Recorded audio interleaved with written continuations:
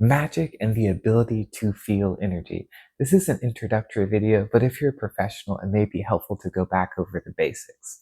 Now, when we're working with energy, spirituality, magic, often for me, I want to feel something. And if you're doing spells, witchcraft, whatever have you, and not feeling anything, this video is for you so you can feel more potently the magic in which you possess.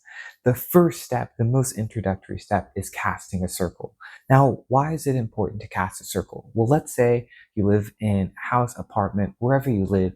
That's the energy of the unconscious. We watch TV, we eat, we sleep in this area that we often do magic in. And our subconscious thoughts of how we move through reality butt up against our conscious thoughts of moving in a certain direction. An example of this is I live in this apartment, and let's say I sometimes, which is true, have fears about my finances. Oh, I only have this much in the bank and I need to pay rent and I need to make more money. Feelings of scarcity just arise within my consciousness. Now, I could do an abundance spell, I could do a money drawing spell. However, if I do that spell in the same energy, in the same environment, where I often feel scarcity, there's a little bit of disharmony there. So by creating a circle or creating a sacred space, it puts a more intentional vibration over the energy that we are projecting. A lot of times we can't really help what's happening within our unconscious or subconscious. It just arises.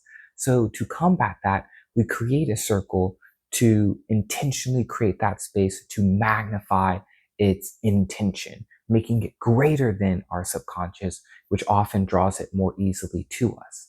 Now, we talked about feeling things, and this is the best way to begin feeling your own power and energy. For me personally, I create triangles. If you go back to watch my videos, you may see me in some of my videos do this, which is or this, which is drawing a line at the bottom, coming up at the top and bring it down. I know you can't see my hands, but I'm making a triangle, and that's because I'm creating a sacred space for the movements that I'm about to do. Now, this is the best way, in my subjective opinion, to start feeling your own power, because as I'm drawing that triangle, or whatever your favorite shape is, a caveat there is I encourage you to pick a simple shape. If you pick a very complex shape, like a 9-pointed star, whatever have you, it makes it more difficult to draw on the fly.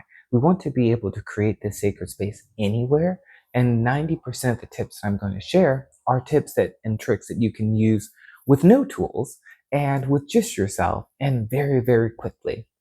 There are some out there that are more complex, but I like to share what's accessible. So if you're out in public, in a park, it might be a little bit difficult to draw a 9-pointed star without drawing too much attention to yourself. There's no thing bad with being obvious about what you're doing.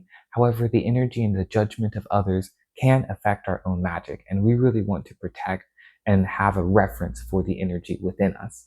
I got a little bit off the rails, but let's circle it back to how we feel when we draw this shape. So that as you've picked your favorite shape, a simple shape to draw, try drawing it and notice how you feel. A lot of times when researching magic, there's not a lot of advice or tips or anecdotal events about how people feel when they do it. And I will happily share that for free. How I feel when I'm drawing my own triangle is I feel like I'm moving through almost water or substance that's half air and half water. There's a little bit of resistance there, but not as much resistance as moving my hand through water, if you will. I also sometimes get hot. My upper body, my lower body's fine, but it's like the back of my neck and my armpits often get warm when I move through energy.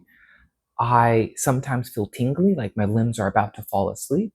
And the final one is sometimes I feel staticky, like I've slid down a plastic slide and there's like almost static electricity on top of me.